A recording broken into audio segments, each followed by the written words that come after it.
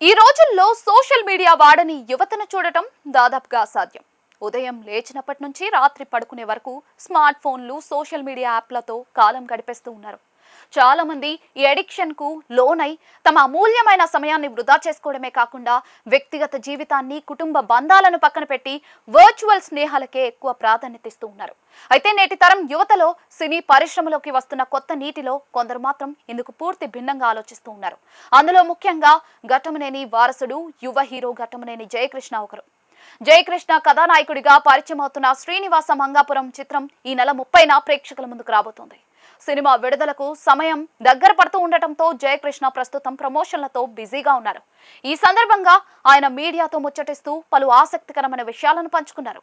నేటి టెక్నాలజీ యుగంలో డిజిటల్ ప్రపంచానికి దూరంగా ఉండటం, సమయాన్ని సద్వినియోగం చేసుకోవడంపై ఆయన మాట్లాడిన తీరు అందరినీ ఆకట్టుకుంటోంది. ఇంటర్వ్యూ సందర్భంగా ఒక జర్నలిస్ట్, మీరు మొదటి సినిమా కదా, అసలు ఫోన్ వాడకుండా మీ గురించి ప్రేక్షకుల్లో ఉన్న ఫీడ్బ్యాక్ ఎలా తెలుసుకుంటారు, ఇది ఎలా సాధ్యం అని ప్రశ్నించారు.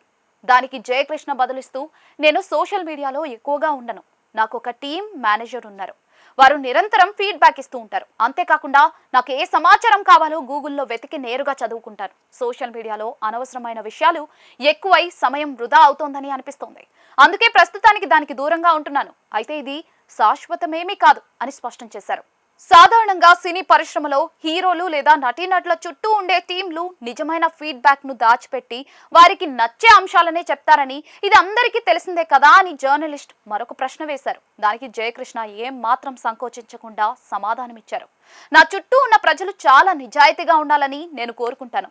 నా టీం సభ్యులు కూడా అలాగే ఉంటారు. ప్రేక్షకులు నన్ను పొగుడుతున్నారా, తిడుతున్నారా, సినిమా బాగుంది అన్నారా లేదా అనేది ఉన్నది ఉన్నట్లుగా నాకు నేరుగా చెప్పేస్తూ ఉంటారు అని తెలిపారు.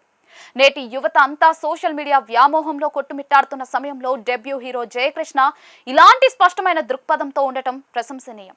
సమయాన్ని వృధా చేయకుండా కావాల్సిన సమాచారాన్ని మాత్రమే గుర్తిస్తూ నిజమైన ఫీడ్బ్యాక్ ను స్వీకరించేందుకు సిద్ధపడటం అతడి పరిణితికి అద్దం పడుతోంది. శ్రీనివాస మంగాపురం సినిమాతో వెండి తెరకు పరిచయం అవుతున్న ఈ యువ హీరో ఆలోచన విధానం అతడి సినీ ప్రయాణానికి మంచి పునాది వేస్తుందని ఆశిద్దాం.